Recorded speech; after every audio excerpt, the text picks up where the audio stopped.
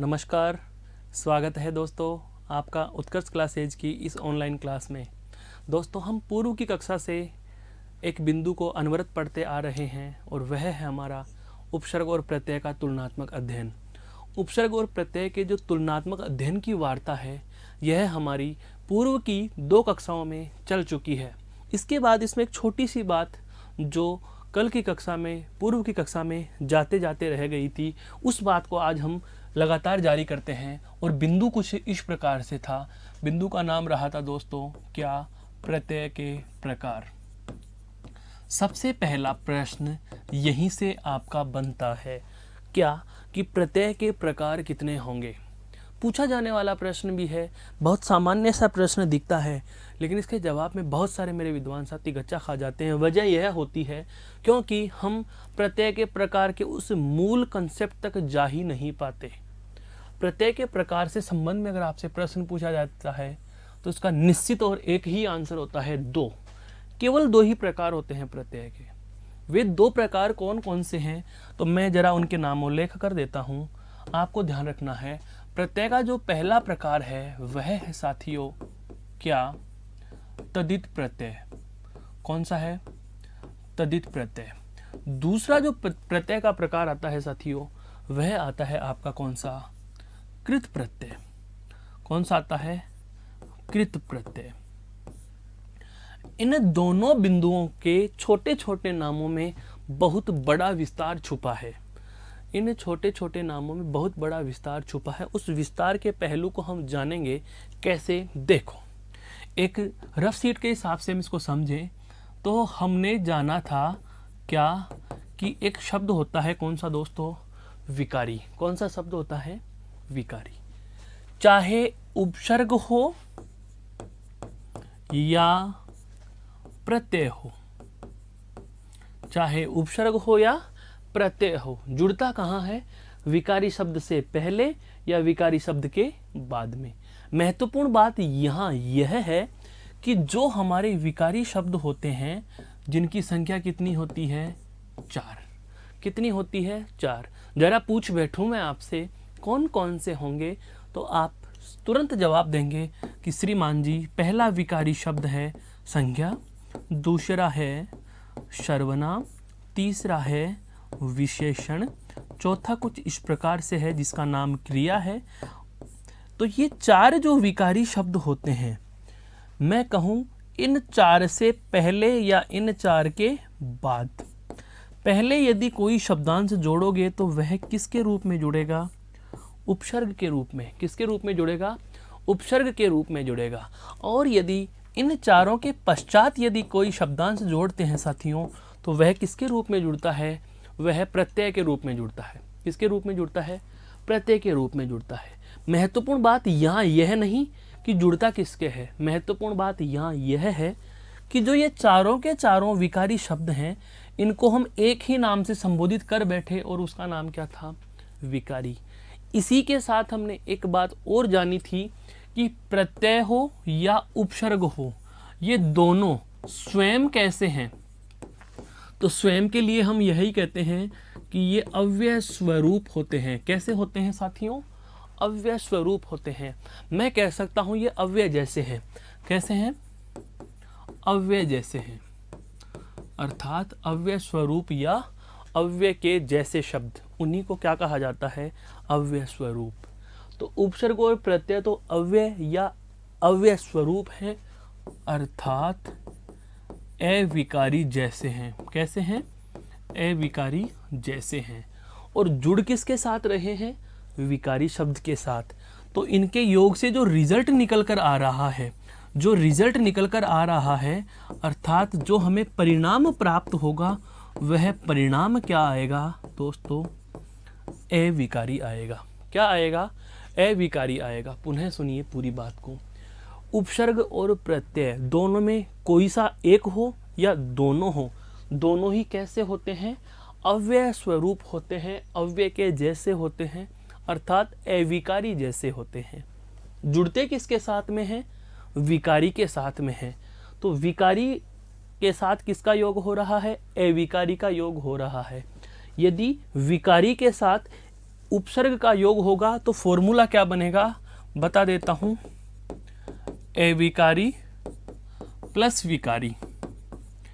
अविकारी अर्थात उपसर्ग के साथ में क्या जुड़ रहा है, विकारी। यह तथ्य हम जान चुके हैं, यह तथ्य हम जान चुके हैं। उसके बाद दूसरी बात आती है क्या, यदि विकारी के साथ प्रत्यय जुड़ेगा तो एक फॉर्मूला तो यह हो गया, दूसरा क्या बनेगा दोस्तों, दूसरा बनेगा विकारी प्लस अविकारी, विकारी प्लस अविकारी। यहां पर आप क्या कहोगे, अविकारी का मतलब किससे है, प्रत्यय से। प्रत्यय किसके साथ जुड़ रहा है, विकारी। मेरे कहने का मतलब यही हुआ कि विकारी शब्द के साथ प्रत्यय हो या विकारी शब्द के साथ उपसर्ग हो, है तो वह विकारी और अविकारी का योग ही है, तो वह अविकारी और विकारी का योग ही। इन चारों फॉर्मूलों का, इन चारों सूत्रों का जो परिणाम निकल कर आता है साथियों, जो रिजल्ट मैं बात कर रहा हूं वह क्या निकल कर के आएगा, अविकारी निकल कर आएगा। यही बात हम पूर्व की कक्षा में बहुत अच्छे से समझ चुके हैं, जान चुके हैं, और यह बात हमारे जैन में चिरस्थायी हो चुकी है। अब हम जो चल रहे हैं वो यहाँ चल रहे हैं कि प्रत्यय के जो दो प्रकार हैं ये दो ही क्यों बने, इसकी पहले तो वजह समझो। तद्धित प्रत्यय क्या होता है और कृत प्रत्यय क्या होता है, इसकी परिभाषाएं यहाँ छुपी हैं। ये दो प्रकार यहीं से निकल करके आएंगे। आपको पता है उपसर्ग और प्रत्यय का योग सदैव विकारी शब्दों के साथ होता है। जैसा कि हम पूर्व की कक्षा के जब उपसर्ग और प्रत्यय का तुलनात्मक अध्ययन कर चुके थे, उस समय मैंने तथ्य नंबर 7 लिखवाया था कि इनका योग अर्थात उपसर्ग सदैव केवल और केवल विकारी शब्दों के साथ जुड़ते हैं या प्रत्यय केवल और केवल विकारी शब्दों के साथ जुड़ते हैं। ये बात हम पढ़ चुके हैं, समझ चुके हैं, जान चुके हैं। अब हम जो आरंभ कर रहे हैं कि प्रत्यय के केवल दो ही प्रकार क्यों बने, तो वो जानिए दोस्तों। थोड़ी देर के लिए प्रत्यय से पहले हम चलें कहाँ, विकारी शब्दों की यात्रा करने। तो विकारी शब्दों की संख्या कितनी मानी जाती है, 4। कितनी मानी जाती हैं, 4। अब इनको जरा गौर से समझो, मैं कहना क्या चाह रहा हूँ। इन 4 के 4 विकारी शब्दों में संज्ञा और सर्वनाम। संज्ञा क्या होता है, किसी भी व्यक्ति का नाम, किसी भी वस्तु का नाम या किसी स्थान का नाम। किसी व्यक्ति वस्तु स्थान के नाम को क्या कहा, संज्ञा। किसी व्यक्ति वस्तु स्थान के नाम को क्या कहा, संज्ञा।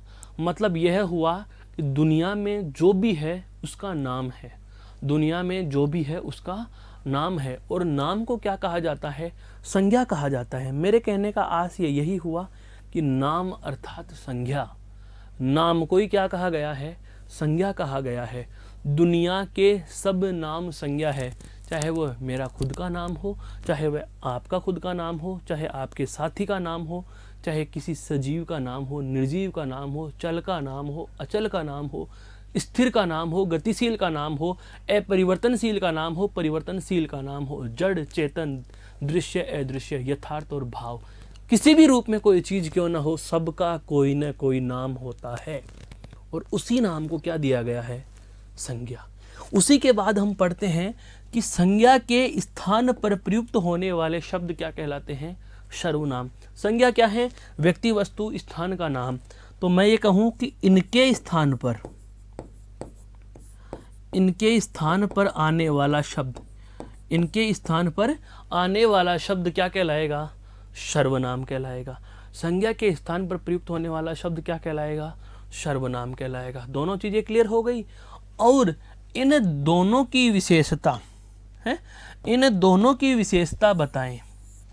समझना जरा, संज्ञा और सर्वनाम की विशेषता बताने वाला, संज्ञा और सर्वनाम की विशेषता बताने वाला वह क्या कहलाता है दोस्तों, विशेषण कहलाता है। क्या कहलाता है, विशेषण कहलाता है। मेरे कहने का आशय यह हुआ कि संज्ञा और सर्वनाम की विशेषता बताने वाला क्या कहलाएगा, विशेषण कहलाएगा। संज्ञा और सर्वनाम क्या है, तो संज्ञा है व्यक्ति वस्तु और स्थान का नाम। सर्वनाम क्या है, व्यक्ति वस्तु स्थान के नाम के स्थान पर प्रयुक्त होने वाले शब्द। बहुत एक महत्वपूर्ण से एक लॉजिकली बात बोल रहा हूं। सर्वनाम क्या है, संज्ञा के स्थान पर प्रयुक्त होने वाला नाम। मैं ऐसा नहीं बोलूँगा, मैं कहूँगा व्यक्ति वस्तु स्थान का नाम अर्थात संज्ञा। तो व्यक्ति वस्तु स्थान के नाम के स्थान पर प्रयुक्त होने वाले शब्द क्या हैं? सर्वनाम। और दोनों की, इन संज्ञा और सर्वनाम, इन दोनों की विशेषता बताने वाला क्या है? विशेषण। तो मेरे दोस्तों, इन तीनों का संबंध प्रत्यक्ष या अप्रत्यक्ष रूप से किससे है? नाम से है। किससे है? नाम से। बहुत अच्छे से जानना है इस बात को। जब तक ये अंतर समझ में नहीं आएगा हम आगे नहीं बढ़ पाएंगे। याद करिए एक ऐतिहासिक पहलू, जब हम बात कर रहे थे क्रिया के प्रकार की, किसके प्रकार की बात कर रहे थे? क्रिया के प्रकार की। प्रयोग व संरचना के आधार पर क्रिया के जब हम 6 या 8 प्रकार पढ़ते हैं तो 2 नाम हमारे समक्ष उपस्थित होते हैं। एक नाम आता है दोस्तों नाम धातु क्रिया। कौन सी आती है? नाम धातु क्रिया। और दूसरा नाम आया था हमारे पास कृदंत क्रिया। क्या नाम आया था? कृदंत क्रिया। हो न हो, इन दोनों नामों का भी सीधा संबंध इन 4 नामों से ही है। इन 4 नामों से ही है। जिस समय मैंने आपके समक्ष क्रिया के प्रकार प्रस्तुत किए थे पूर्व की कक्षा में, तब हमने यह जाना था क्या कि नाम धातु जो क्रिया है वह संज्ञा, सर्वनाम और आपके विशेषण के प्रत्यय लगा देने से बनी है। संज्ञा, सर्वनाम और विशेषण के प्रत्यय लगा देने से बनी है। संज्ञा, सर्वनाम और विशेषण के प्रत्यय लगा देने से क्यों बनी है? तो इसके लिए भी हम जानेंगे दोस्तों क्या कि संज्ञा, सर्वनाम और विशेषण का अप्रत्यक्ष संबंध किससे होता है? नाम से होता है। किससे होता है? नाम से होता है। क्यों होता है? पुनः जान लीजिए। संज्ञा क्या होता है? व्यक्ति, वस्तु और स्थान का नाम। संज्ञा क्या होता है? व्यक्ति, वस्तु और स्थान का नाम। और इनके स्थान पर आने वाला शब्द क्या होता है? सर्वनाम। तो जाहिर सी बात है इन दोनों का मतलब किससे हुआ? नाम से। और विशेषण क्या है? इन दोनों की विशेषता बताने वाला। तो जाहिर सी बात है संज्ञा, सर्वनाम और विशेषण ये तीनों कौन से वर्ग के हो गए? तो इन तीनों के लिए अगर आपसे पूछा जाए तो आप ये कहेंगे कि इन तीनों का कौन सा वर्ग हो गया? ये तीनों नाम वर्ग के हो गए। कौन से वर्ग के हो गए दोस्तों? नाम वर्ग के हो गए। समझ में आया? तो नाम वर्ग के हो गए, नाम से क्रिया बनाई, उसको हमने नाम धातु नाम दिया था। शेष रही क्रिया किससे बन गई थी? कृदंत से। तो ये जो क्रिया के 2 प्रकार थे, ठीक उसी प्रकार से हमारे प्रत्यय के भी हमारे समक्ष 2 ही प्रकार उपस्थित हो रहे हैं। एक नाम आया तदित प्रत्यय और दूसरा नाम आ गया कृत प्रत्यय। तदित प्रत्यय और कृत प्रत्यय कहाँ से निकलेंगे? कि संज्ञा, सर्वनाम और विशेषण अर्थात तीनों जो नाम हैं, इन नाम के जुड़ने वाला, इन नामों के जुड़ने वाला प्रत्यय के जुड़ने वाला प्रत्यय, नामों के जुड़ने वाला प्रत्यय। नाम कौन कौन है भाई? नाम है संज्ञा, नाम है सर्वनाम और नाम है विशेषण। तो संज्ञा, सर्वनाम और विशेषण के प्रत्यय जुड़े। अब आप ये कहोगे कि इन 4 के प्रत्यय क्यों जुड़ते हैं? यह बात हम जान चुके हैं। केवल प्रत्यय विकारी शब्द के साथ जुड़ेगा, उपसर्ग केवल विकारी शब्द के साथ जुड़ेगा। विकारी शब्दों की कुल संख्या हमें पता है 4। 4 में से कितने ले लिए मैंने? 3। 3 कौन कौन से? संज्ञा, सर्वनाम और विशेषण। तीनों का संबंध किससे है? नाम। तो नाम के जुड़ने वाला प्रत्यय एक श्रेणी का हो गया। ये तीनों एक श्रेणी में आ गए। और क्रिया के जुड़ने वाला प्रत्यय अलग हो गया। क्रिया के जुड़ने वाला प्रत्यय है, क्रिया के जुड़ने वाला प्रत्यय। तो क्रिया के जो जुड़ने वाला प्रत्यय जो होता है दोस्तों, उस प्रत्यय को कहा जाता है कृत प्रत्यय। क्या कहा जाता है? कृत प्रत्यय। तो दूसरा नाम कौन सा था? तदित। तदित हो जाएंगे संज्ञा, सर्वनाम और विशेषण के जुड़ने वाले प्रत्यय। संज्ञा, सर्वनाम और विशेषण के जुड़ने वाले प्रत्यय। मेरे कहने का आशय यह है कि आप इस प्रत्यय के प्रकार की परिभाषा को रटने से पहले एक बार इस कंसेप्ट को समझें कि प्रत्यय के 2 ही प्रकार क्यों बने। 2 ही प्रकार इसलिए बने क्योंकि विकारी शब्दों की केवल 2 श्रेणियां होती हैं। एक श्रेणी हो गई कार्य का बोध कराने वाली, अर्थात कार्य का होना या करना बताने वाले शब्द अर्थात क्रिया, और एक है नाम का बोध कराने वाले शब्द। नाम का बोध कराने वाले जो शब्द हैं उनमें नाम आते हैं संज्ञा, सर्वनाम और विशेषण। और क्रिया है किससे बनी है? धातु से। तो नाम की श्रेणी अलग हो गई और क्रिया की श्रेणी अलग हो गई। नाम वाली श्रेणी जो है वह कौन से प्रत्यय में जाएगी दोस्तों? तद्धित में। कौन से में चली जाएगी? तद्धित में। और क्रिया वाली श्रेणी कौन से में चली जाएगी? कृत में। अब आते हैं हम इसकी परिभाषा पर। तो सबसे पहले यदि आपको प्रत्यय के प्रकार पूछे दो, तो दोनों के नाम लिखेंगे। सबसे पहला नाम आप लिखिए क्या? तद्धित प्रत्यय। सबसे पहला नाम आप लिखिए दोस्तों कौन सा? तद्धित प्रत्यय। दूसरा नाम आप लिखिए दोस्तों कृत प्रत्यय। दूसरा नाम क्या लिखेंगे? कृत प्रत्यय। अब हम एक एक की परिभाषा लिखना आरंभ करेंगे। तो सबसे पहला मैं लिख रहा हूं क्या? तद्धित प्रत्यय। तद्धित प्रत्यय क्या होता है? सुनना जरा गौर से, उसके बाद लिख लेंगे आप। क्या? वे प्रत्यय जो संज्ञा, सर्वनाम व विशेषण शब्दों के साथ, वे प्रत्यय जो संज्ञा, सर्वनाम व विशेषण शब्दों के साथ जुड़कर नया शब्द बनाते हैं,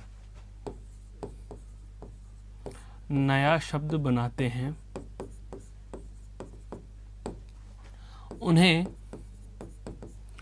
तद्धित प्रत्यय कहा जाता है। उन्हें क्या कहा जाता है दोस्तों?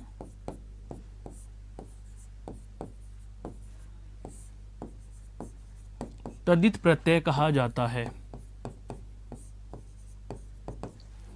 उन्हें क्या कहा जाता है? तद्धित प्रत्यय कहा जाता है। मेरे कहने का आशय यह हुआ कि ऐसे प्रत्यय जो केवल नाम पदों के साथ जुड़ रहे हैं।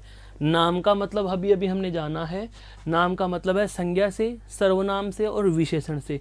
इन तीनों को कौन सी श्रेणी में रखा है? नाम के।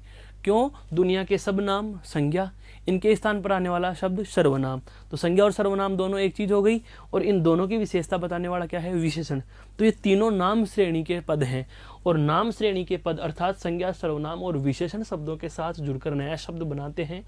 ऐसे प्रत्ययों को क्या कहा जाता है? तद्धित कहा जाता है। यहाँ तक की बात समझ में आई। अब एक नई चीज और जानो।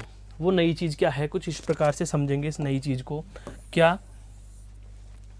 जैसे मैं ये कहूँगा कि कोई भी, मान लीजिए यह विकारी शब्दों में क्या है? कोई ना कोई नाम पद है। नाम पद का मतलब संज्ञा, सर्वनाम या विशेषण है। नाम पद का मतलब क्या है दोस्तों? संज्ञा, सर्वनाम या विशेषण। इसके साथ हम प्रत्यय जोड़ेंगे, तो यह प्रत्यय क्या कहलाएगा? आप कहोगे कि सर तद्धित कहलाएगा, क्योंकि हमने परिभाषा पढ़ ली। बिल्कुल तद्धित कहलाएगा। तो तद्धित यदि किसी शब्द के अंत में प्रत्यय के रूप में जुड़ेगा, तो तद्धित जिसके अंत में आए, ध्यान से समझना, बहुत अच्छी चीज बताने जा रहा हूं। तद्धित जिसके अंत में जाएगा उसे क्या कहा जाएगा? देखो, तद्धित तय प्लस ए, तद्धितांत। ये तद्धितांत क्यों बना? मैंने सीधा लिख दिया। मेरे कुछ विद्वान दोस्तों की समस्या आ गई कि सर ये क्या लिख दिया आपने। दोस्तों इसको पुनः समझ लीजिए, तद्धितांत क्यों बन रहा है, तद्धितांत ही क्यों बन रहा है, ये बता देता हूं। प्रथम शब्द का अंतिम वर्ण क्या है? तय में जुड़ा हुआ स्वर ए। तो मैं इसको ऐसे लिख सकता हूं या नहीं? तद्धित हलंत योग ए, लिख सकते हैं हम इनको। उसके बाद में इधर क्या बचा हुआ है? ए, और उसके बाद में है न और तय। देखो ए और ए मिलकर के क्या होगा दोस्तों? आ। क्या हो जाएगा? आ हो जाएगा। इधर क्या बचा है? तद्धित हलंत, उसके बाद में ए और ए का योग आ, फिर है न और तय। देखो दीर्घ स्वर संधि से हमने ए और ए जोड़ करके क्या बना लिया? आ बना लिया।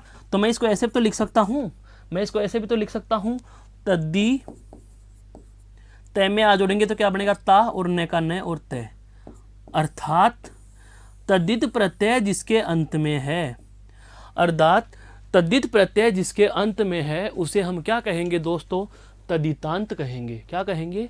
तद्धितांत कहेंगे। ये शब्द ध्यान रखना, कहने का मतलब यह हुआ कि जो क्रिया के दो प्रकार होते हैं, जिसमें एक क्रिया होती है नाम धातु क्रिया, जो संज्ञा सर्वनाम या विशेषण पदों के प्रत्यय लगा देने से यदि कोई शब्द क्रिया का रूप धारण कर लेता है, जैसे अपना शब्द सर्वनाम है, ना और जोड़ दिया, अपनाना क्रिया बन गई, तो ये क्रिया तो क्या कहलाएगी, नाम धातु कहलाएगी। लेकिन इस शब्द का परिचय यदि आपसे पूछ लिया जाए कि ये शब्द कौन सा शब्द है, तो आप ये कहोगे कि ये शब्द तद्धितांत शब्द है। कैसा शब्द है दोस्तों, तद्धितांत शब्द है। बहुत मेजर प्रश्न है ये। अपनाना शब्द है, अपनाना शब्द है, विकल्प सुनना, संज्ञा, सर्वनाम, विशेषण और तद्धितांत।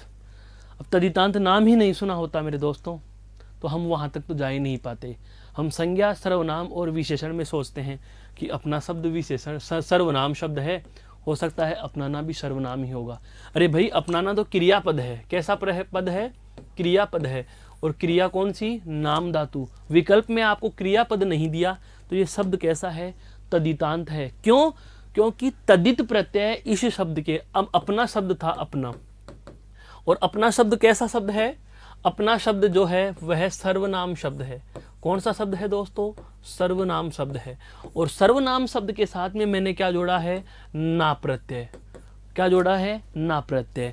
संज्ञा, सर्वनाम या विशेषण पदों के साथ जो भी प्रत्यय जुड़ते हैं उन्हें तद्धित कहा जाता है। जिस किसी शब्द के अंत में तद्धित होता है, तद्धित जिसके अंत में होता है उसे तद्धितांत कहते हैं। तो सर्वनाम प्लस ना, यहाँ पर नाम तद्धित प्लस ना हो रहा है, तो जाहिर सी बात है ऐसा शब्द क्या कहलाएगा, तद्धितांत कहलाएगा। इतने हिसाब से तो शायद मेरे हिसाब से आपने कभी समझा भी नहीं होगा तद्धितांत क्या होता है। तो परिभाषा में हम एक लाइन और जोड़ देंगे, क्या, इनसे बनने वाले शब्द, इनसे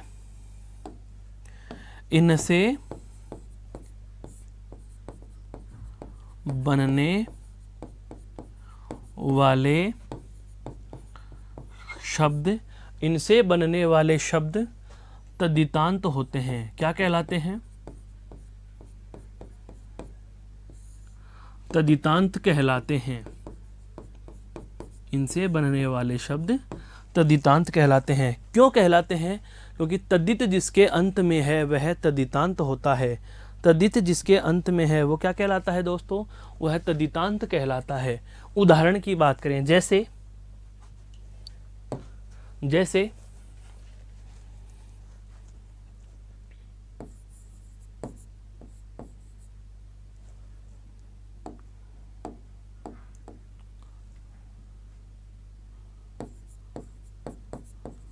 सोना, योग, आर और शब्द बनता है सुनार। सोना, योग, आर बराबर क्या बनता है, सुनार। बहुत ध्यान से सुनना इस चीज को, सब समझ में आएगा। सोना क्या है दोस्तों, एक धातु का नाम है। क्या है, धातु का नाम है। और धातु का नाम है तो जाहिर सी बात है मैं इसे क्या कहूँगा, संज्ञा शब्द। क्या कहूँगा, संज्ञा शब्द। आर क्या है यहाँ पर, प्रत्यय। आर क्या है यहाँ पर दोस्तों, प्रत्यय। सुनार क्या बना है, बना शब्द। ये क्या है दोस्तों, बना शब्द। परिभाषा पे रहो, जो प्रत्यय संज्ञा, सर्वनाम व विशेषण शब्दों के साथ जुड़कर नया शब्द बनाते हैं, ऐसे प्रत्यय क्या कहलाते हैं, तद्धित। पहला प्रश्न प्रत्यय में पूछा गया, सुनार शब्द में कौन सा प्रत्यय है, सुनार शब्द में कौन सा प्रत्यय है, तो पहला प्रश्न का उत्तर हो जाएगा क्या, तद्धित प्रत्यय। क्या हो जाएगा, तद्धित प्रत्यय। एक बात। दूसरी बात, सुनार शब्द में जुड़ा प्रत्यय तद्धित है तथा सुनार शब्द क्या है, तो सुनार शब्द आप तुरंत कह दोगे साहब यह है तद्धितांत है। कैसा शब्द है, तद्धितांत है। क्यों है, क्योंकि जिसके अंत में तद्धित हो उसे तद्धितांत कहा जाता है। जिसके अंत में तद्धित जुड़ा हो उसको क्या कहा जाता है, तद्धितांत कहा जाता है। यहाँ तक समझ में आई एक परिभाषा। किसकी हुई दोस्तों, ये हुई तद्धित प्रत्यय की। इसको एक बार गौर से देख लीजिए, फिर हम चलते हैं अगली परिभाषा कृत प्रत्यय पर।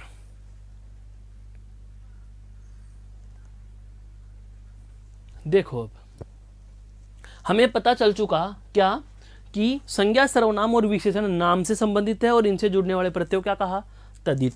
अब बात आएगी किसकी, क्रिया की। क्रिया का मूल रूप क्या होता है दोस्तों, यह प्रश्न पूछा भी गया है। क्रिया का मूल रूप, क्रिया का मूल रूप पूछा गया एक परीक्षा में, तो क्रिया का मूल रूप होता है अर्थात धातु। क्यों, हम जब क्रिया पढ़ते हैं तब पहली लाइन में यह सुनते हैं क्या, कि संस्कृत की धातुओं में ना प्रत्यय जोड़ देने से, संस्कृत की धातुओं में ना प्रत्यय जोड़ने से जो नया शब्द बनता है हिंदी में उसे क्रिया नाम से संबोधित किया जाता है। तो क्रिया का मूल रूप क्या है, धातु है, अर्थात क्रिया किससे बनी, धातु से बनी। अब आती है बात क्या, कृत प्रत्यय की। तो देखो नाम से जुड़ने वाले प्रत्यय तो क्या हो गए, तद्धित। तो क्रिया के जुड़ने वाले प्रत्यय क्या होंगे, कृत प्रत्यय होंगे। क्या होंगे दोस्तों, कृत प्रत्यय होंगे। तो मैं इसकी परिभाषा कुछ इस प्रकार से लिखूंगा, क्या, दूसरा प्रकार क्रिया का प्रत्यय वाला कौन सा, कृत प्रत्यय, कि वे प्रत्यय जो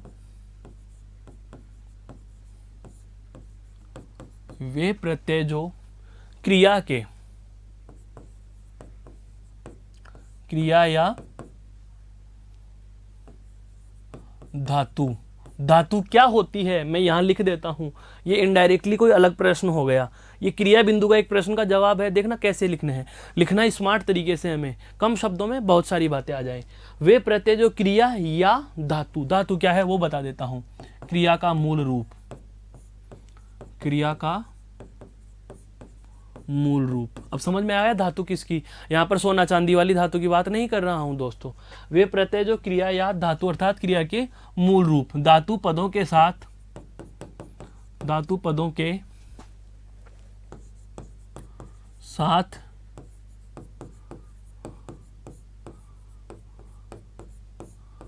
जोड़े जाते हैं।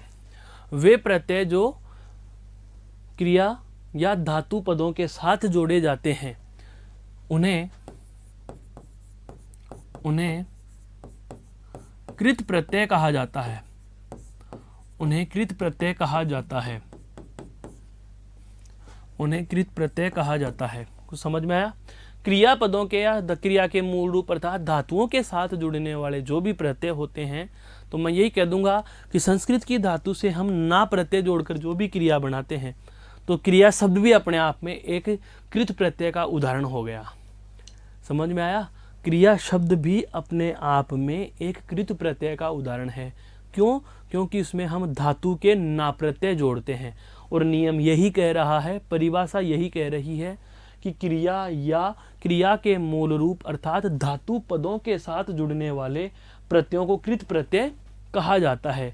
अब बात आती है कि साहब कृत प्रत्यय तो इनको कह दिया, जिस प्रकार से तद्धित प्रत्यय जुड़ने वाले शब्द को तद्धितांत कहा था, ठीक उसी प्रकार से कृत प्रत्यय जिसके अंत में जुड़ता है उसे क्या कहा जाएगा। तो ये बात और जानो, यह बात हम कुछ इस तरीके से जानेंगे, क्या कि हमारे पास क्या था, विकारी शब्द, और विकारी शब्द के साथ में हमने क्या जोड़ा है दोस्तों, प्रत्यय। विकारी शब्द के रूप में हमारे पास क्या है, क्रिया, क्रिया के साथ जुड़ रहा है क्या, प्रत्यय। तो ऐसा प्रत्यय क्या कहलाता है, कृत। क्या कहलाता है, कृत। और कृत जिसके अंत में जुड़ता हो, कृत जिसके अंत में जुड़ता हो, तो ऐसे शब्द क्या कहलाएंगे, ऐसे शब्द क्या कहलाएंगे, यह हमें जानना है। तो ऐसे शब्द ध्यान दीजिए, यह क्या है, तय वर्ग का अंतिम वर्ण या तय वर्ग का प्रथम वर्ण। तो हम कहें व्यंजन संधि में जाएंगे दोस्तों। एक व्यंजन संधि है, व्यंजन संधि का एक नियम है क्या, कि यदि वर्ग के प्रथम वर्ण के बाद किसी सघोष का योग हो, यदि वर्ग के प्रथम वर्ण के बाद किसी सघोष वर्ण का योग होता है, तो पहला वर्ण अपने ही वर्ग के तीसरे में बदल जाता है। व्यंजन संधि का पहला ही नियम, यदि वर्ग के प्रथम वर्ण के बाद किसी सघोष वर्ण का योग होता है, तो पहला वर्ण अपने ही वर्ग के तीसरे में बदल जाता है। अब बात यह आ जाती है कि सहघोष कौन कौन से होते हैं। तो ध्यान दीजिए, वर्णमाला की बात करें, स्वर और व्यंजनों की बात करें, तो मैं बता रहा हूँ सहघोष। सहघोष कौन कौन से होते हैं दोस्तों? प्रत्येक वर्ग का तीसरा, प्रत्येक वर्ग का चौथा और पांचवा वर्ण। प्रत्येक वर्ग का तीसरा, चौथा और पांचवा वर्ण। जब हम वर्ण विचार या वर्ण व्यवस्था पढ़ते हैं तब इस बात पर हमारा बहुत अच्छे से प्रकाश डाला जाता है, बहुत ज़्यादा जोर रहता है कि सघोष अघोष हमें याद हो। घोष का मतलब होता है गूंज या आवाज का कंपन करना, प्राणवायु का कंपन के साथ बाहर निकलना। तो जिस वर्ण के उच्चारण में आवाज कंपन ज्यादा करती है, गूंजती ज्यादा है, उसे सघोष वर्ण कहा जाता है। और ऐसे वर्णों की हिंदी में अगर आपसे कुल संख्या पूछी जाए, बिल्कुल, यदि ऐसे वर्णों की कुल संख्या पूछी जाए तो 31 होते हैं, 30 + 1। अभी बता देता हूँ कौन कौन से होंगे। तो प्रत्येक वर्ग का तीसरा, चौथा और पांचवा वर्ग कितने होते हैं? 5। प्रत्येक वर्ग में से 3-3 ले लिए तो 5 × 3 = 15, तो ये हो गए। इसके साथ साथ आपका अंतस्थ वर्ग पूरा, य, र, ल और व। और ऊष्म वर्ग का अंतिम वर्ण कौन सा है? तो 15 और 5 कितने हो गए दोस्तों? 20। इसके साथ साथ सभी स्वर भी क्या होते हैं? सहघोष होते हैं। और स्वरों की संख्या कितनी होती है? 11 है। कितनी होती है? 11 है। तो 15 और 5 20 और 11 31। कितने हो गए सहघोष वर्ण? कुल 31। हिंदी में सहघोष की संख्या पूछे तो कितने बताने हैं? 31 बताने हैं। नियम क्या है व्यंजन संधि का? पहला वह सुनिए, यदि किसी भी वर्ग के प्रथम वर्ण के बाद वर्ग कितने हैं? 5। कौन कौन से हैं मैं वो वर्ग भी बता देता हूं दोस्तों, वर्ग जान लो। वर्ग 5 कौन कौन से हैं? क वर्ग है, च वर्ग है, ट वर्ग है, त वर्ग है और प वर्ग है।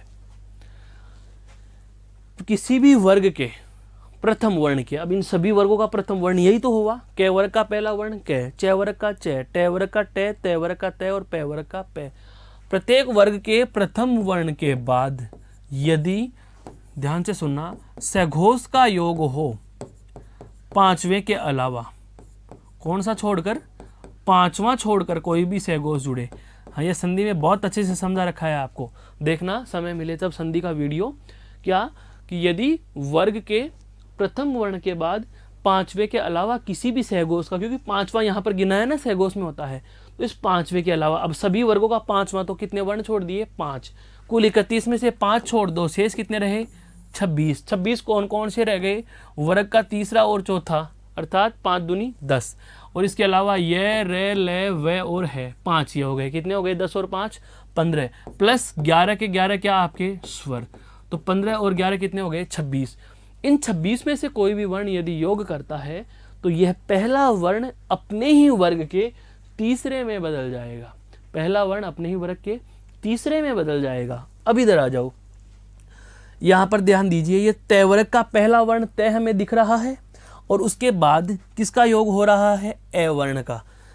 ए वर्ण में सहघोष, स्वर सहघोष है, अर्थात वर्ग के पहले वर्ण के बाद सहघोष का योग हो रहा है, तो पहला वर्ण अपने ही वर्ग के तीसरे में बदलेगा, अर्थात तय के स्थान पर क्या बन जाएगा दोस्तों? द वर्ण आदेश हो जाएगा। इधर क्या बचा था? क्री। तय का बना दिया द और आगे लिखा हुआ है अंत। क्या लिखा हुआ है? अंत। सबको जोड़ो, क्री का तो क्री, द में ए जोड़ेंगे तो द पूरा हो गया, आगे न और तय, अर्थात शब्द क्या बना? कृदंत बना।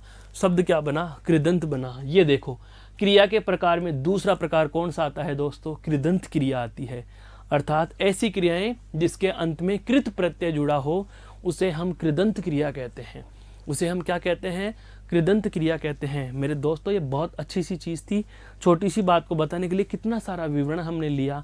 यह बात अब समझ में आ चुकी होगी कि जब मैं यह लिख दूं परिभाषा में क्या कि तदित प्रत्यय के योग से बनने वाले शब्द तदितांत होते हैं, तो आप बताइए क्या हम यह नहीं लिख सकते क्या कि इन प्रत्ययों के योग से बनने वाले शब्दों को कृदंत कहा जाता है?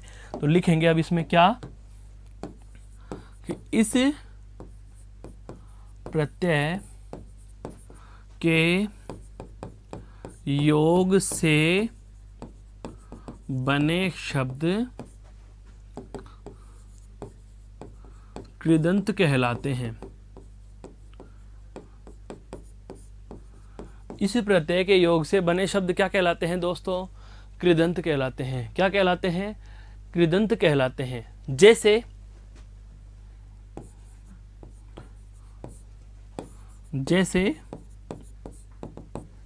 चल शब्द है, चल, इसके आगे मैंने जोड़ा कर प्रत्यय, शब्द क्या बना?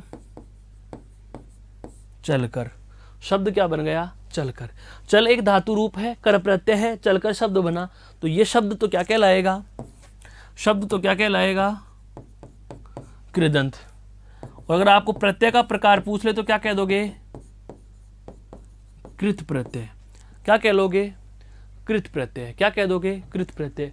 दोनों चीजें समझ में आ गई क्या? कि प्रत्यय के प्रकार कितने? दो, तद्धित प्रत्यय और कृत प्रत्यय। तद्धित क्या होता है आपके समक्ष है, और दूसरा अभी अभी हमने जान लिया कि कृत प्रत्यय क्या होता है। तो कृत प्रत्यय होते हैं वे प्रत्यय जो क्रिया या क्रिया के मूल रूप अर्थात धातु पदों के साथ जुड़कर नया शब्द बनाते हैं, उन्हें हम कृत प्रत्यय कहा जाता है, या उन्हें हम कृत प्रत्यय कहेंगे। और इनके योग से बने शब्द क्या कहलाते हैं दोस्तों? तो इनके योग से बनने वाले शब्दों को कृदंत कहा जाता है। क्या कहा जाता है? कृदंत कहा जाता है। यहाँ तक की बात समझ में आ गई? एक बार इस स्लाइड को गौर से देख लीजिए, फिर हम आगे बात करते हैं।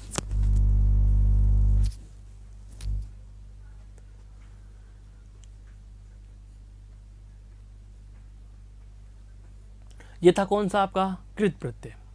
अब बात आती है कि सर परीक्षा में प्रश्न किस तरीके से आएगा। जैसे कि हमने पूर्व की कक्षाओं में जाना था उपसर्ग में प्रश्न कैसे पूछते हैं। तो उपसर्ग में 3 प्रकार के प्रश्न पूछे थे। सबसे पहला प्रश्न आया था मूल शब्द का। दूसरे प्रकार का प्रश्न आता है संधि पद देकर के विच्छेद करवा लेगा और मूल शब्द या उपसर्ग पूछ लेगा। तीसरा आता है एकाधिक उपसर्ग वाले पद। ऐसे ही प्रत्यय में प्रकार पूछे अगर आपसे प्रश्नों के, तो प्रश्नों के प्रकार के ऊपर हम चर्चा करेंगे। उसके साथ साथ फिर कुछ एक विशेष प्रत्ययों पर भी हमारी चर्चा होगी।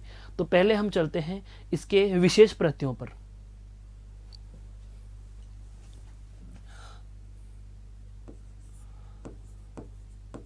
देखो यहां तक में अगर प्रश्नों के प्रकार की बात करें तो प्रश्न कैसे पूछा?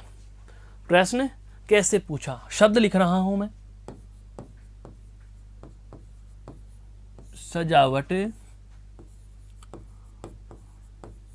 बनावट, सजावट, बनावट,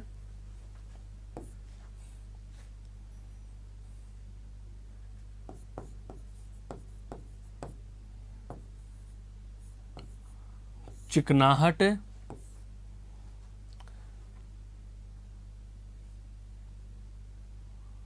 मिलावट। प्रश्न क्या है सुनना। पहला प्रकार, दिए गए शब्दों में भिन्न प्रत्यय कौन सा है? भिन्न प्रत्यय वाला शब्द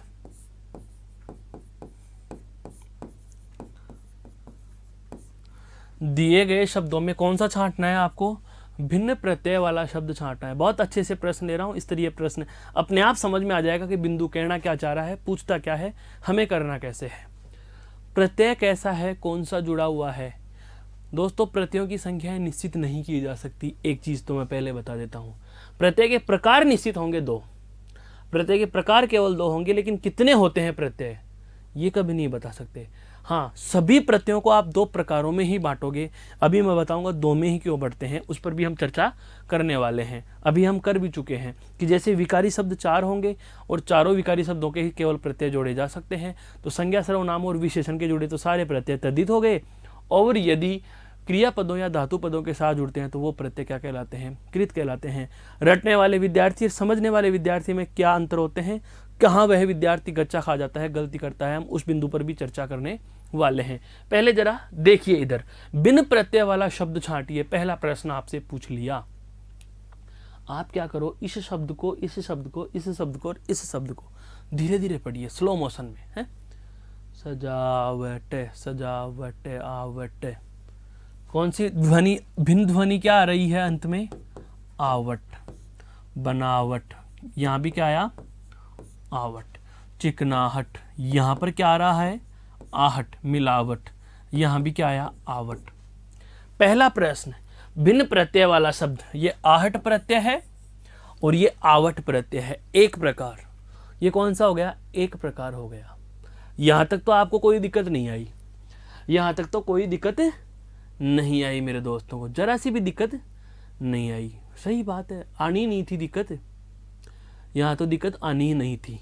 फिर दूसरा प्रश्न, एक, फिर आगे बढ़ रहा हूं। शब्द लिखा हुआ है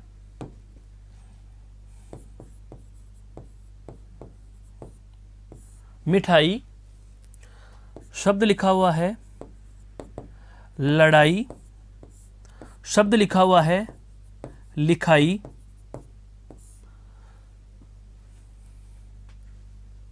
और शब्द लिखा हुआ है छपाई। शब्द लिखा हुआ है पढ़ाई।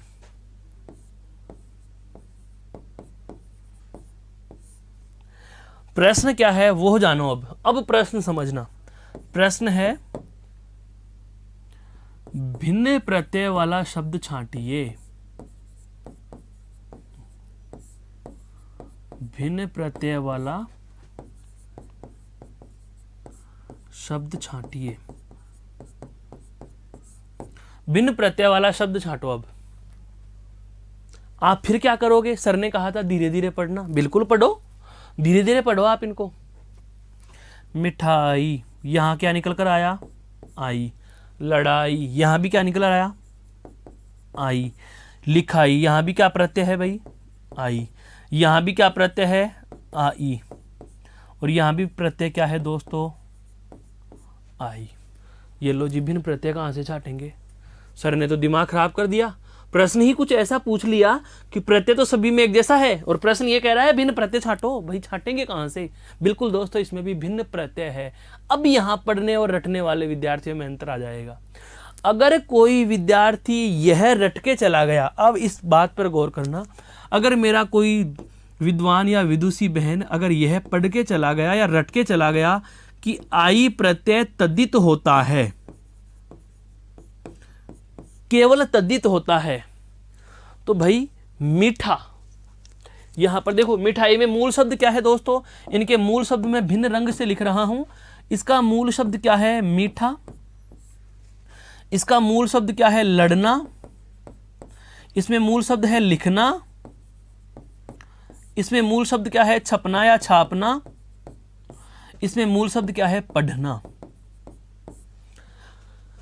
अगर आई प्रत्यय को आप यह कहो कि यह केवल तद्धित प्रत्यय है, तद्धित का मतलब संज्ञा, सर्वनाम या विशेषण के जुड़ने वाला है, तो आप उससे यह पूछना कि यहां तो ये क्रिया के जुड़ा हुआ था। फिर वो ये कह दे मैं तो कहने में भूल गया, आई प्रत्यय तो मेरे अनुसार सदैव क्या होगा, कृत प्रत्यय होगा। तो आप उसे यह पूछ लेना कि मीठा शब्द तो विशेषण है, ये विशेषण के साथ कैसे जुड़ गया। मेरा मतलब यह है दोस्तों कि प्रत्यय कौन सा है कभी मायने नहीं रखता। आज पता चल रहा होगा कि हम प्रत्यय क्यों रटने के लिए मना करते हैं। मैंने देखा है मेरे विद्वान साथी बहुत सारे पन्ने नोट्सों के भरे पड़े मिल जाते हैं, किताबों में लिखे पड़े मिल जाते हैं, प्रत्ययों को रटना शुरू कर देते हैं। आई तद्धित, आई तद्धित, आई तद्धित। अरे आई तद्धित का करेगा क्या मेरे भाई, ये तो बता। आई तद्धित या आई कृत नहीं है, आई तद्धित या कृत नहीं है। आप यह देखो कि ये आई प्रत्यय जुड़ा किसके है। आई प्रत्यय तद्धित भी है और कृत भी है। कोई सा भी प्रत्यय तद्धित और कृत दोनों होगा। बस ये देखना है कि मूल शब्द क्या है।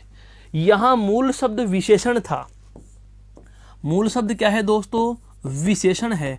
विशेषण का मतलब नाम समूह है, तो नाम समूह के जुड़ने वाले प्रत्यय क्या कहलाते हैं, तद्धित कहलाते हैं। अगर मिठाई शब्द देकर के आपको प्रत्यय पूछता तो आप यह कहते कि आई प्रत्यय तद्धित है।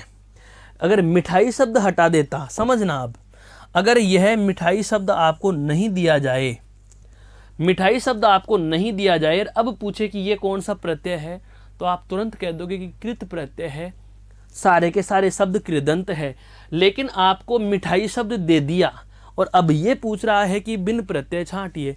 तो आई तो सब में कॉमन बात आ गई, तो भिन्न कैसे हुआ? भिन्न ये ऐसे हो गया दोस्तों कि यहाँ पर देखो आई, यहाँ भी आई, यहाँ भी आई और यहाँ भी आई, इन सब में आई आई जो जुड़ा हुआ है, ये सारा आई तो कौन सा है? कृत प्रत्यय। और यहाँ पर आई प्रत्यय कौन सा है? तदित प्रत्यय। कौन सा है? तदित प्रत्यय। मैं जो समझाना चाह रहा हूँ वो साथ आप समझ चुके होंगे। मेरा मतलब यह है दोस्तों कि प्रत्यय कौन सा है कभी मायने नहीं रखेगा, आपको यह देखना है प्रत्यय जुड़ा किसके है, प्रत्यय जुड़ा हुआ किसके है, यह महत्वपूर्ण होता है।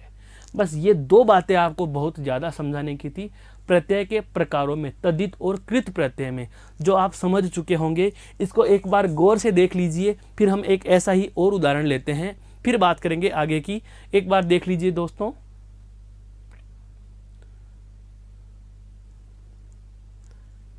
अब देखो अगली बात, इसी में अगली बात एक और जान लेते हैं। मैं शब्द लिख रहा हूं कुछ,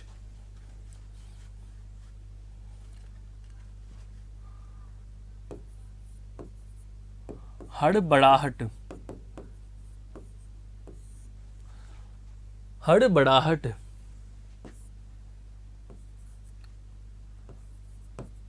घबराहट, हड़बड़ाहट, घबराहट, बिल्कुल है। और एक शब्द लिख दिया गया चिकनाहट। अब आपसे पूछे कि प्रत्यय निकालो, तो आप हड़बड़ाहट अर्थात आहट, यहां भी क्या है दोस्तों? आहट, और यहां भी क्या है दोस्तों? आहट। लेकिन अब बात आए प्रत्यय का प्रकार, तो देखो पहली बात तो क्या, कौन सा प्रत्यय है? आहट प्रत्यय। कौन सा प्रत्यय है? आहट प्रत्यय। लेकिन अब ये पूछ लिया जाए कि प्रत्यय का प्रकार या भिन्न प्रत्यय छांटो, तो आहट आहट तो तीनों में हमें कॉमन बात मिल गई, आहट आहट हमें तीनों में कॉमन बात मिल गई। लेकिन अब मूल शब्द निकालेंगे, तो मूल शब्द को हम अलग रंग से लिख देते हैं। हड़बड़ाहट में मूल शब्द क्या है दोस्तों? हड़बड़ाना। क्या हो गया? हड़बड़ाना। इसमें क्या हो गया? घबराना। और इसमें क्या है? चिकना। क्या है? चिकना। और आगे बढ़ो, बात यहीं खत्म नहीं हो रही। बात यहीं खत्म इसलिए नहीं हुई क्योंकि ये दोनों तो क्या है दोस्तों? क्रिया। ये दोनों तो क्या है? क्रिया। जबकि चिकना शब्द क्या है? विशेषण। चिकना शब्द क्या है? विशेषण। और आपको सर ने बताया क्या था? सर ने तो हमें यह बताया था कि अगर क्रियापदों के प्रत्यय जुड़ रहा है तो उस प्रत्यय को आप क्या कहोगे? कृत प्रत्यय। क्या कहोगे? कृत प्रत्यय कहेंगे। और बना हुआ शब्द क्या कहलाएगा? कृदंत कहलाएगा। अब आहट प्रत्यय रट के ही चला जाए कि आहट तो साहब कृत प्रत्यय या कृदंत होता है, तो यहाँ भी वो कृति करके आएगा और कृत करते ही गलत हो जाएगा। क्यों? क्योंकि ये आहट प्रत्यय यहाँ पर कौन सा है दोस्तों? तद्धित प्रत्यय है। क्या है?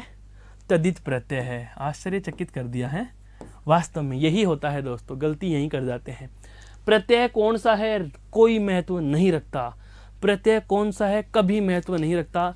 कौन कौन से प्रत्यय महत्व के हैं उनको आपको नाम ही याद रखने हैं डायरेक्ट ही, उनकी शब्द की उनकी संख्या ही बता दूंगा। 8 प्रत्यय हम बात करेंगे अभी चंद समय में, जो ऐसे हैं जिनके आपको डायरेक्ट नाम याद रहने चाहिए। उन 8 के अलावा कोई प्रत्यय काम का नहीं है, क्योंकि प्रत्यय का प्रकार निश्चित नहीं कर सकते। जिस शब्द के साथ इनका प्रयोग होता है, अगर वह शब्द संज्ञा शब्द है, सर्वनाम या विशेषण है, तो आप उसे तद्धित प्रत्यय कहोगे और बनने वाले शब्द को क्या कह दोगे? तद्धितांत कह दोगे। और यदि यही प्रत्यय आपके किसी क्रिया या धातु पद के साथ जुड़ा हुआ है तो आप उसे कृत प्रत्यय कह दोगे और बनने वाला शब्द क्या कह जाएगा? कृदंत कहलाएगा। क्या कहलाएगा? कृदंत कहलाएगा। आशा करता हूँ यह वाली बात भी आपके समझ में आ गई। इसे एक बार और गौर से देख लीजिए, फिर हम बात करेंगे दोस्तों विशेष प्रत्ययों की।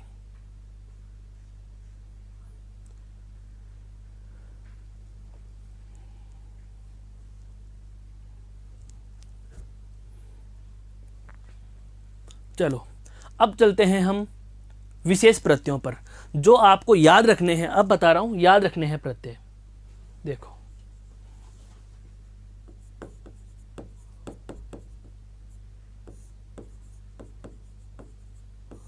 इनको विशेष क्यों कहा वह बात भी समझ में आएगी। इनको विशेष क्यों कहा यह बात भी समझ में आएगी। दोस्तों सुनते चलो। जब हम प्रत्यय पढ़ना आरंभ कर रहे थे, जब हम प्रत्यय पढ़ना आरंभ कर चुके थे, उस समय मैंने आपको बताया था कि प्रत्यय के योग से संधि पद बनाए नहीं जा सकते, केवल और केवल उपसर्ग के योग से ही संधि पद बनाए जा सकते हैं। पुनः सुनिए, प्रत्यय के योग से संधि पदों का निर्माण नहीं होता, उपसर्ग के योग से संधि पदों का निर्माण होता है।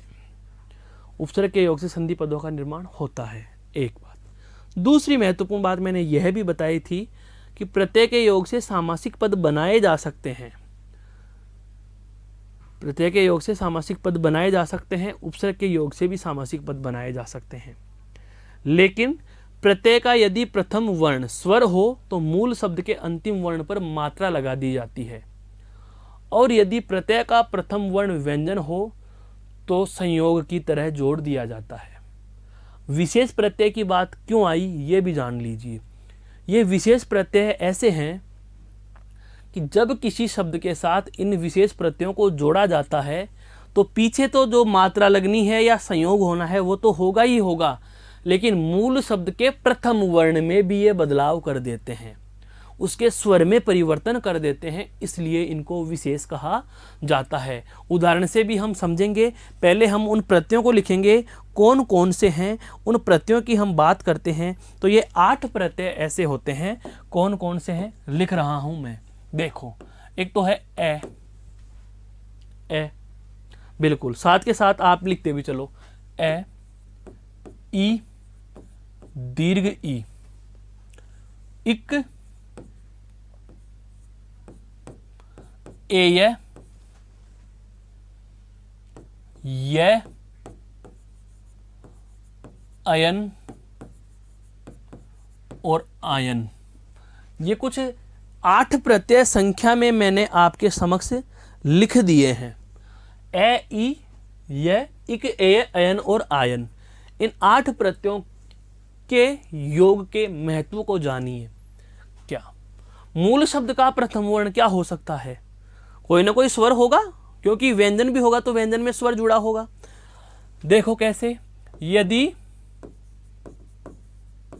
मूल शब्द का प्रथम वर्ण ए या आ हो तो ए या आ हो आ में बदल जाएगा।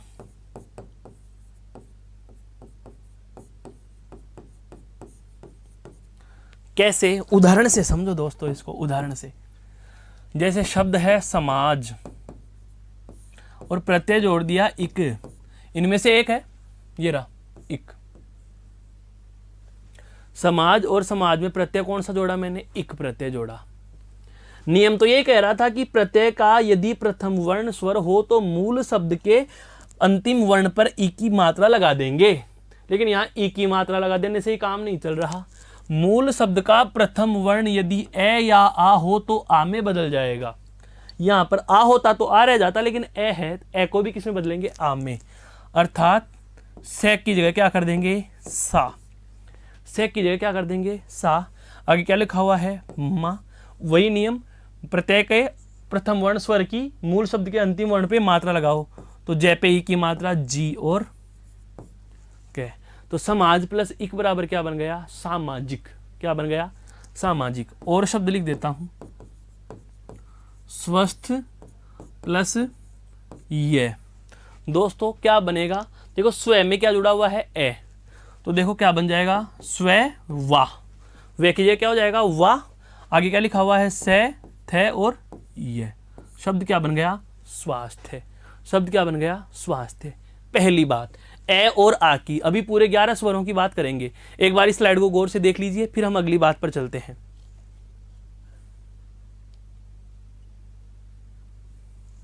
एक चीज हो गई।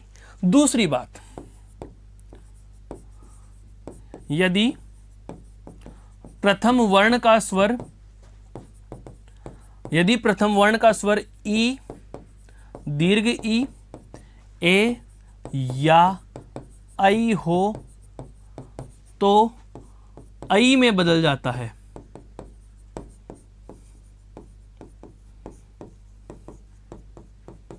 अर्थात ई होगा तो भी आई बनेगा, दीर्घ ई होगा तो भी आई बन जाएगा, ए होगा तो भी आई बन जाएगा और आई होगा तो आई रहेगा। ठीक है, जैसे ई का उदाहरण लेते हैं, ई का, हाँ, इतिहास योग इक, शब्द क्या बनेगा दोस्तों, ई की जगह क्या बनाएंगे, आई, तो ये लो जी आई। ती हा से में लघु ई की मात्रा तो सी और कै, ऐतिहासिक है। शब्द देखो दीर्घ ई का, ईश्वर में ये जोड़ो, ये इन्हीं में से है। शब्द क्या बन जाएगा, ऐश्वर्य, क्या बन जाएगा दोस्तों, ऐश्वर्य। एक, एक में ये जोड़ो, क्या बनेगा, ऐक्य, क्या बनेगा, ऐक्य बनेगा, ऐक्य। दोनों बातें समझ में आई? एक बार देख लीजिए गौर से, फिर चलते हैं हम आगे। अभी तो हम 4 और 2 6 स्वर ही जान पाए हैं, अभी तो 6 स्वर ही जान पाए हैं, 4 और 2 6, अभी 5 की और बात कर लेते हैं। आगे देखो,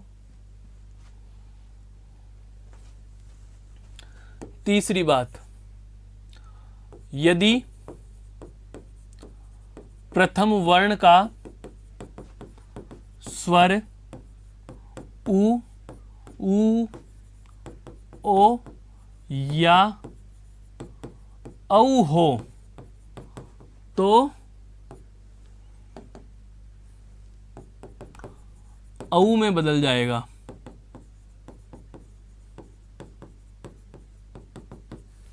कैसे बदलेगा, देखो, जैसे उदार प्लस ये, ऊ की जगह क्या बनेगा दोस्तों, औ, तो क्या लिखेंगे यहां पर, औ, दा रे ये, औदार्य है। उचित प्लस ये बराबर औचित्य, क्या बनता है, औचित्य, क्या बनता है, औचित्य है। आता है दोस्तों ऐसे, हाँ बिल्कुल बिल्कुल। उत्सुक, उत्सुक, उत्सुक प्लस यह बराबर औत्सुक्य, क्या बन जाएगा, औत्सुक्य है। उप निवेश योग इक बराबर, ये बहुत बार पूछा गया है, औप निवेशिक, औप निवेशिक। 6 और 4 कितने हो गए, ये 10। अंतिम वाला री हो, री हो तो आर में बदल जाता है। किस में बदल जाता है दोस्तों, आर में बदलेगा। यह बहुत अच्छा शब्द आता है, बहुत बार पूछा गया है आर में। जैसे शब्द आता है गृहस्थ प्लस ये, अब गे के नीचे क्या जुड़ा हुआ है, री, री की जगह क्या लिखा जाएगा, आर। तो देखो इसका शब्द ऐसे बनेगा कुछ, गे में अगर मैं री जोड़ूं और री के आगे क्या लिखा हुआ है, हस्त, और हस्त में क्या जुड़ा हुआ है, ये, तो री की जगह क्या लिखना है दोस्तों हमें, आर। तो ये लो जी मैंने लिख दिया आर। इधर क्या बचा है, गे हलंत, और आगे क्या है, हस्त, और उसके आगे प्रत्यय क्या है, ये। तो सबको जोड़ करके क्या लिखेंगे, गे में आ जोड़ा तो क्या बना, गा, गे में आ जोड़ा तो आ। रे आधा है, रे आधा कहाँ लिखा जाता है, रेफ में, तो है के रेफ में लिखेंगे, है के रेफ में रे। आगे से और थे, यह प्रत्यय की वजह से आधा, गारस्थ है, क्या लिखा जाएगा, गारस्थ है। ये कुछ आपके समक्ष जो मैंने शब्द रखे हैं, ध्यान देना, इन 8 के 8 प्रत्ययों का ही है ये कमाल। ये 8 के 8 प्रत्यय ऐसे हैं जिनकी वजह से पूरा का पूरा शब्द ही बदला हुआ सा नजर आता है। क्यों? क्योंकि ये प्रत्यय किसी भी शब्द के साथ जुड़ते हैं तो उस मूल शब्द के अंत में तो जो मात्रा लगनी है या संयोग होना है वह तो होगा ही होगा। मूल शब्द के प्रथम वर्ण के स्वर में भी ये बदलाव कर देते हैं। प्रथम वर्ण के स्वर में भी ये कुछ बदलाव कर देते हैं। इस प्रकार के प्रत्ययों का हमें विशेष ध्यान रखने की आवश्यकता है। कुछ एक ऐसे उदाहरण हम और लिखना चाहें, जैसे मैं आपके समक्ष लिखूं पौराणिक, पौराणिक, पुराण प्लस इक, पौराणिक का क्या हो जाएगा, पुराण प्लस इक है। सामाजिक, धार्मिक, धर्म प्लस इक, धर्म प्लस इक है, धार्मिक, सामाजिक बन रहा है। परिवार प्लस इक बराबर क्या होता है, पारिवारिक। क्या बनता है दोस्तों, पारिवारिक। क्या बनता है, पारिवारिक बनता है। क्या बनता है, पारिवारिक बनता है। ऐसे शब्द आते हैं वाल्मीकि प्लस ई बराबर वाल्मीकि। क्या आता है दोस्तों, वाल्मीकि, वाल्मीकि। वाल्मीकि प्लस ई बराबर वाल्मीकि है, वाल्मीकि प्लस ई बराबर वाल्मीकि। बिल्कुल, इनका हमें ध्यान रखना ही रखना है, इनका हमें ध्यान रखना ही रखना है दोस्तों। ये कुछ शब्द हैं जो आपके विशेष प्रत्यय के हैं। ऐसे आपको जब आप इसके नोट्स पढ़ोगे पीडीएफ में, तो भी आपको बहुत सारे ऐसे शब्दों का सामना करना पड़ेगा जिसमें प्रत्यय इन 8 में से कोई एक होगा, और इन 8 में से एक प्रत्यय के साथ साथ आपको ऐसे ही कुछ शब्दों का सामना करना पड़ेगा। अब एक छोटी सी 2-3 मिनट की वार्ता इसमें और रही है, फिर हमारा ये बिंदु अपने समापन को प्राप्त करेगा। वह है, एक प्रश्न की वार्ता कर रहा हूँ। बहुत बार क्या होता है कि पाठ्यक्रम में बिंदु ज़्यादा हो जाते हैं। उदाहरण से समझो, अधीनस्थ बोर्ड की परीक्षाओं में हमारे हिंदी के प्रश्नों की संख्या मान लीजिए 15 है, कि हिंदी के 15 प्रश्न आने हैं, लेकिन सिलेबस के 20 बिंदु दे दिए। अब सिलेबस के 20 बिंदुओं में से प्रश्न 15 तो कैसे बनाएं?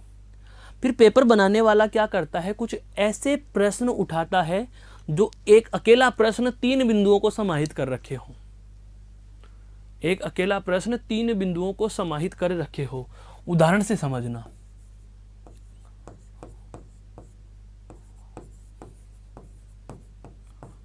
पूर्वोपनिवेशिक, पूर्वोपनिवेशिक। बहुत बार इस प्रश्न का सामना विद्वान साथियों आप लोगों को करना पड़ा है। प्रश्न इसमें से क्या बनता है? इसमें से पहला शब्द प्रश्न बनता है संधि बताइए। इसमें से दूसरा प्रश्न बनता है क्या, मूल शब्द बताइए। इसमें से तीसरा प्रश्न बनता है दोस्तों प्रत्यय बताइए। इसमें चौथा प्रश्न बनता है इसमें से उपसर्ग बताइए। शब्द एक, प्रश्न अनेक। और इसमें से अंतिम जो महत्वपूर्ण प्रश्न बनता है वह बनता है जो बिल्कुल व्याख्याता भर्ती परीक्षा प्रथम श्रेणी अध्यापकों की जो होने वाली है, उसमें ऐसे प्रश्न बहुत बार आते हैं। क्या, इसका शाब्दिक विच्छेद। संधि विच्छेद नहीं पूछा हूं मैं, इसका क्या पूछा है, शाब्दिक विच्छेद। अर्थात वर्ण विन्यास करना है, शब्दों का टुकड़ा करना है, सही शब्द का टुकड़ा करना है। बस यह काम खत्म करने के बाद हमारा बिंदु पूरा हो जाएगा। क्या, पूर्वोपनिवेशिक का मतलब क्या हुआ, पूर्व प्लस औपनिवेशिक। यह तो दोस्तों इसका सबसे पहला जो मैंने किया संधि विच्छेद।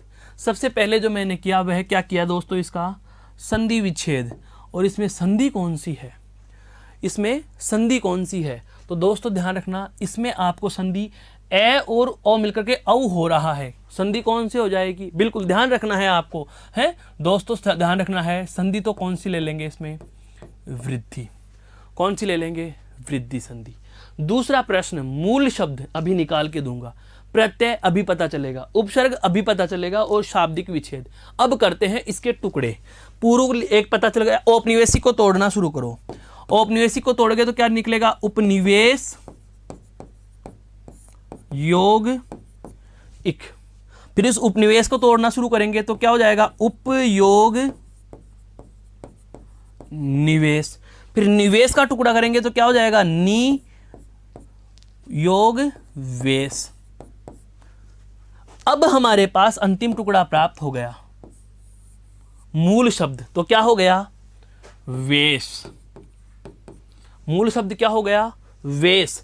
अगर आपको पूछा है क्या इसने प्रत्यय, तो वेश के आगे देखो क्या लिखा है, केवल हमने इक, तो इक क्या है इसमें प्रत्यय, इक क्या है दोस्तों प्रत्यय। उपसर्ग पूछे तो देखो उपसर्ग पूर्व छाटा, उप छाटा और नी, इनका क्रम भी पूछ सकता है, ऐसे भी लिख दे उप नी और पूर्व तो गलत हो जाएगा। पहला उपसर्ग सबसे पहले लिखो, तो सबसे पहला कौन सा आया पूर्व, पूर्व के बाद आपने क्या हटाया उप, उप के बाद आपने क्या हटाया नी।